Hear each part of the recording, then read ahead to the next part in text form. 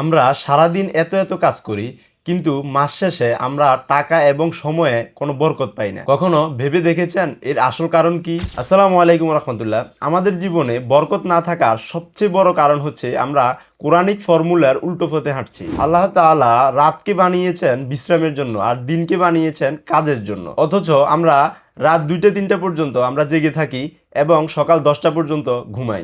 আপনি যদি প্রতিদিন এশার পর ঘুমিয়ে যান এবং ফজরের পরে ওঠেন, তাহলে আপনার ব্রেন সবচেয়ে বেশি ফ্রেশ থাকবে। সকালের এই নীরব এবং বরকতময় সময়ে আপনি যদি নতুন কোনো কাজ অথবা কোনো স্কিল শেখার চেষ্টা করেন, যেমন ধরুন মোবাইল সার্ভিসিং এর বেসিক থিওরিগুলা বোঝার চেষ্টা করেন, তাহলে খুব সহজেই আপনার এটা আয়ত্তে চলে আসবে। বিশ্বাস করুন, সফলতা এমনি এমনি আসে না ভাই।